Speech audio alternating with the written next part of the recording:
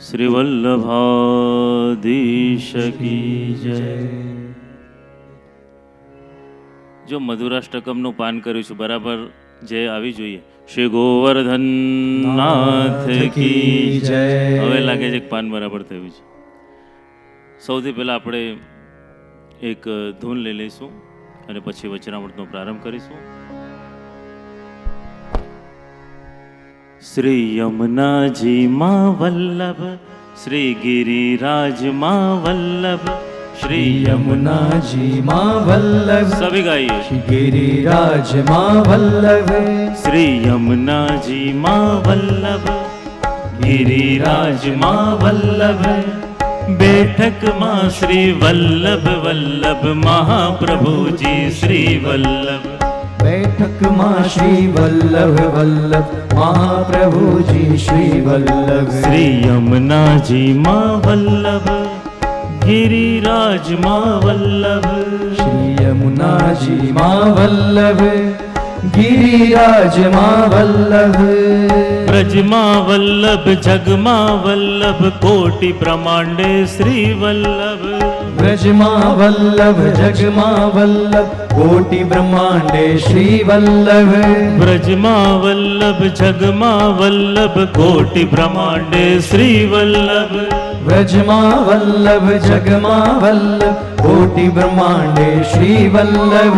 गौलोक माँ वल्लभ वल्लभ, गौलोक माँ वल्लभ वल्लभ, गौलोक माँ वल्लभ वल्लभ, गौलोक माँ वल्लभ वल्लभ। नित्य लीला माँ श्री वल्लभ, श्री यमुना जी माँ वल्लभ, गिरिराज माँ वल्लभ, बैठक माँ श्री वल्लभ वल्लभ, महाप्रभु जी श्री वल्लभ। बैठक माँ श्री वल्लभ वल्लभ, महाप्रभु जी श्री वल्लभ। श्री यमुना जी माँ वल्लभ, गिरिराज माँ वल्लभ, श्री यमुना जी माँ वल्लभ, गिरिराज माँ वल्लभ। अष्टाक्षर माँ वल्लभ वल्लभ, पंचाक्षर माँ श्री वल्लभ। अष्टाक्षर माँ वल्लभ वल्लभ, पंचाक्षर माँ श्री वल्लभ। अष्टाक्षर माँ वल्लभ वल्लभ, पंचाक्षर माँ श्री वल्लभ। अष्टाक्षर माँ वल्लभ वल्लभ, पंचाक्षर माँ श्री वल्लभ। षोडश ग्रंथ माँ वल्लभ वल्लभ, षोडश ग्रंथ माँ वल्लभ वल्लभ। सुबोधनी माँ श्री वल्लभ, श्री यमुना जी माँ वल्लभ, गिरिराज माँ वल्लभ, बैठक माँ श्री वल्लभ वल्लभ, महाप्रभु जी श्री वल्लभ। बैठक माँ श्री वल्लभ वल्लभ, महाप्रभु जी श्री वल्लभ। पादुका जी माँ वल्लभ वल्लभ, माड़ा जी माँ श्री वल्लभ। पादुका जी माँ वल्लभ वल्लभ, माड़ा जी माँ श्री वल्लभ। पादुका जी माँ वल्लभ वल्लभ, माड़ा जी माँ श्री वल्लभ। पादुका जी माँ वल्लभ वल्लभ, माड़ा जी माँ श्री वल्लभ। हस्ताक्षर माँ वल्लभ वल्लभ, हस्ताक्षर माँ वल्लभ वल्लभ, हस्ताक्षर माँ वल्लभ वल्लभ। हस्ताक्षर माँ वल्लभ वल्लभ। भागवत जी माँ श्री वल्लभ, श्री यमुना जी माँ वल्लभ, गिरिराज माँ वल्लभ, श्री यमुना जी माँ वल्लभ, गिरिराज माँ वल्लभ, बैठक जी माँ वल्लभ वल्लभ, महाप्रभु जय श्री वल्लभ। बैठक माँ श्री वल्लभ वल्लभ, महाप्रभु जी श्री वल्लभ। श्री यमुना जी माँ वल्लभ, गिरिराज माँ वल्लभ, यमुना जी माँ वल्लभ, गिरिराज माँ वल्लभ। यमुना जी माँ वल्लभ, गिरिराज माँ वल्लभ, वल्लभाधीश की जय। निस्साधन जनोद्धार कर्ण प्रकटीकृत, गोकुलेश स्वरूप श्री वल्लभ शरणम मम। आ सुंदर व्रजधाम हवेलीना पाटोत्सवમાં આપ સર્વના એ સુંદર જ્ઞાનદાતા અને આ ઉત્સવના સર્વાધ્યક્ષ એવા પૂજ્ય પિતૃચરણ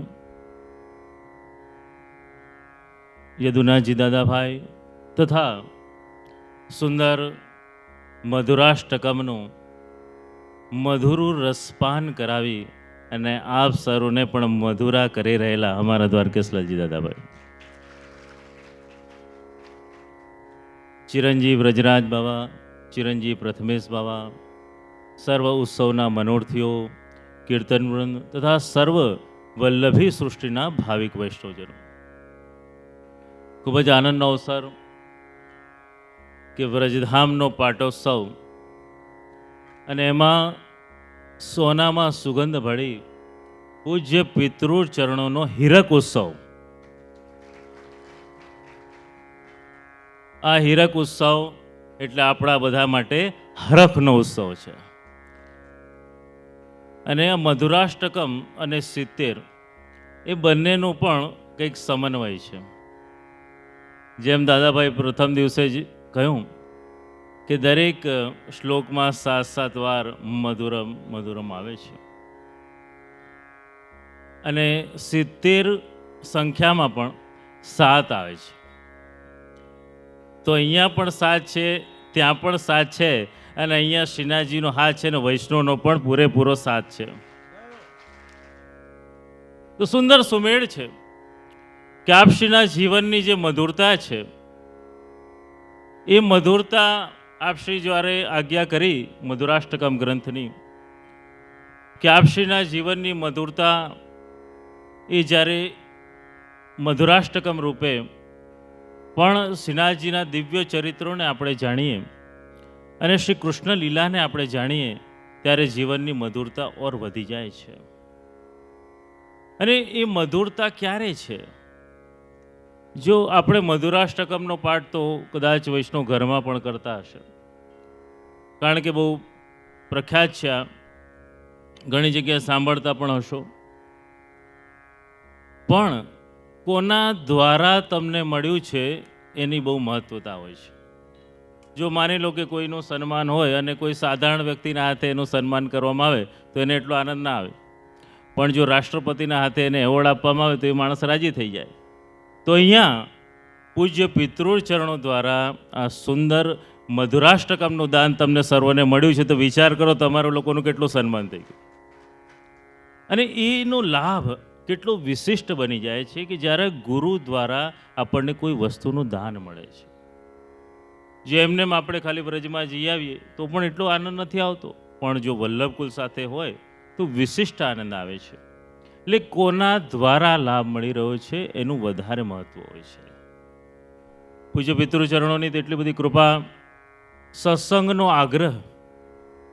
તમે વિચાર કરો કે જો વ્રજભૂમિના વૈષ્ણવને તો ખ્યાલ હશે કે આટલા વર્ષોથી એક ધારા ચાલે છે એકાદશીના સત્સંગની. એના પહેલાં પણ આપશ્રીને સત્સંગનો ખૂબ જ આગ્રહ રહેતો અને એ સત્સંગના આગ્રહના કારણે જ આજે અમે ત્રણેય ભાઈઓ જે બોલવા માટે શક્તિમાન થયા છે એ પણ આપશ્રીની જ કૃપાને જાય છે પાત્ર. કારણ કે પહેલેથી જ આગ્રહ કે સત્સંગ કરો. વૈષ્ણવને પણ ખૂબ આગ્રહ કરતા કે સત્સંગ કરો.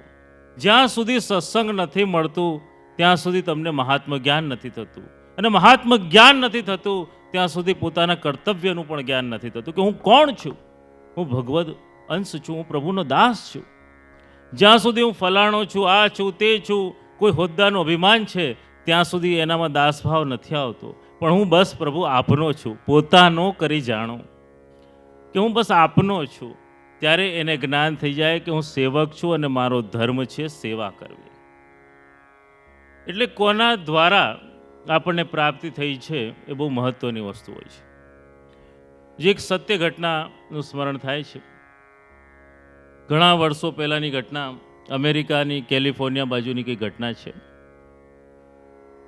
એમાં જ્યારે એક બાજુ સમાચાર મળે છે એક વ્યક્તિને કે આ બાજુના જે માઉન્ટેન છે, પહાડીઓ, પર્વતો છે, એની નીચે સોનું છુપાયેલું છે. હવે એક માણસ પહોંચી જાય છે ત્યાં જોવા માટે, જોવે છે કે આ પહાડી છે, સરસ મજાની પહાડી છે અને આને ખોદીશ તો બહુ બધું સોનું મને મળી જશે. એટલે માણસ રાજી થઈ ગયો અને સોદો કરવા જાય છે. ત્યારે જોયું તો આની કિંમત ઘણી બધી છે.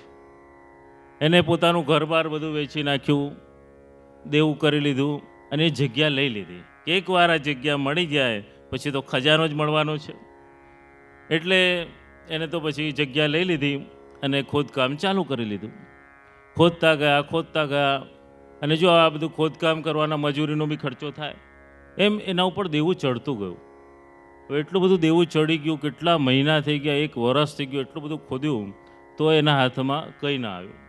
એ માણસ થાકી ગયો અંતમાં કે હવે આમાં કંઈ નીકળવાનું નથી, આપણે બધા ફસાઈ ગયા છે.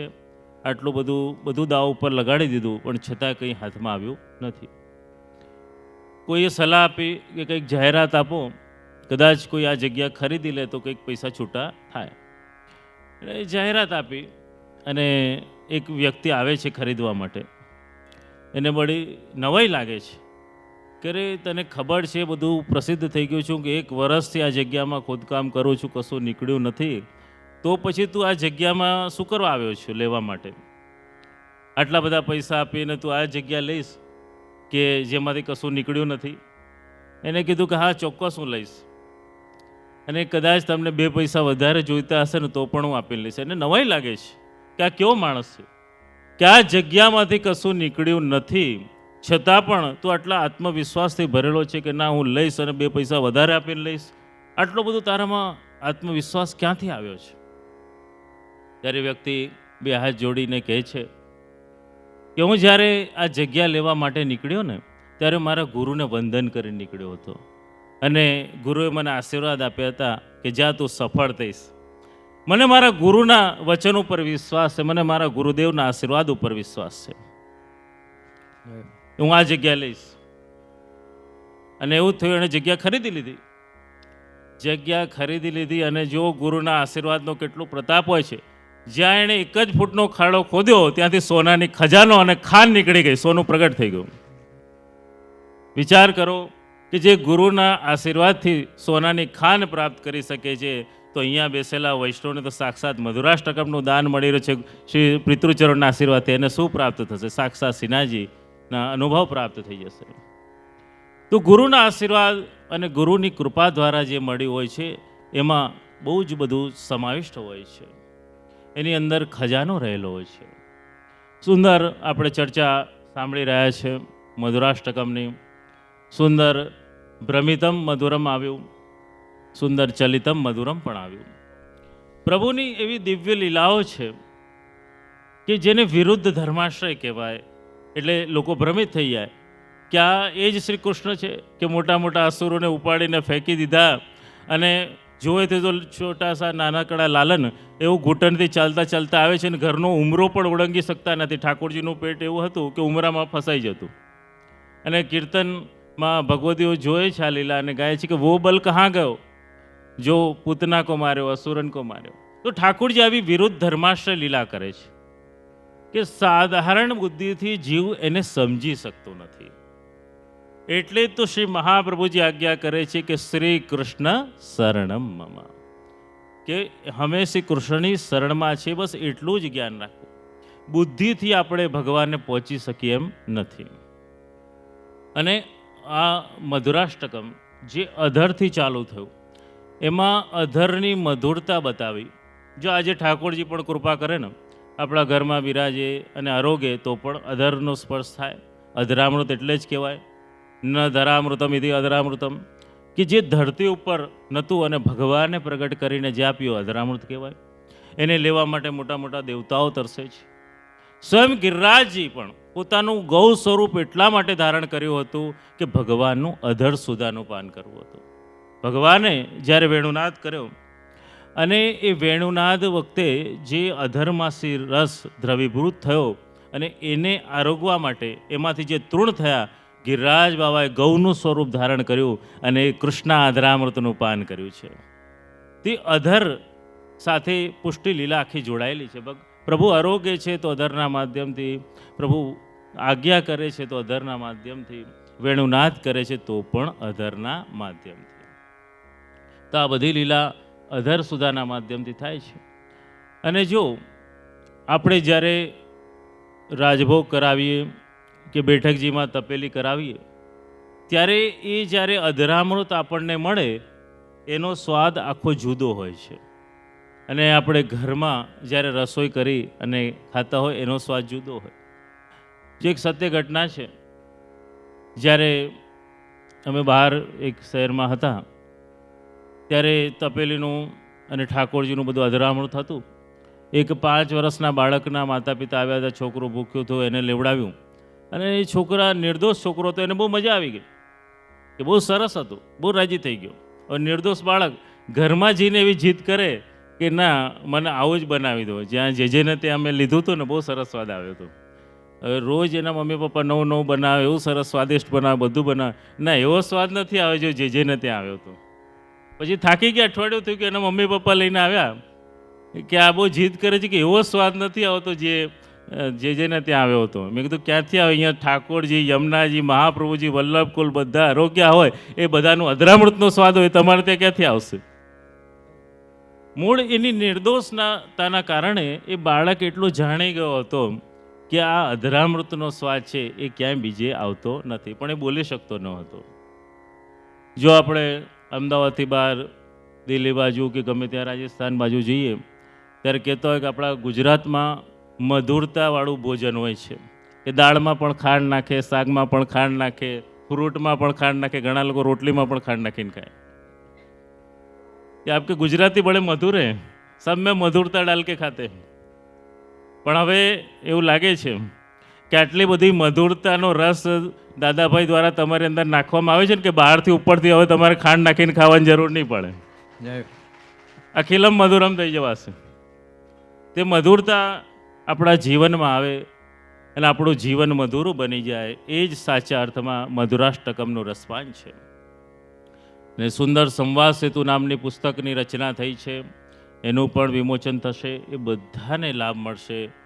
તો આપ સર્વને આ શુભ પ્રસંગમાં ખૂબ ખૂબ શુભકામના આપું છું કે આપ સર્વના જીવનમાં શ્રી કૃષ્ણની એ દિવ્ય લીલાના ચરિત્રો સુંદર પોતાના હૃદયમાં સ્થાપિત થાય અને કૃષ્ણ લીલામાં રસમગ્ન બની જવાય, એવી શુભકામના અને શુભ આશીર્વાદ સાથે અમારા વખતે નહીં વિરામ આપીએ છીએ.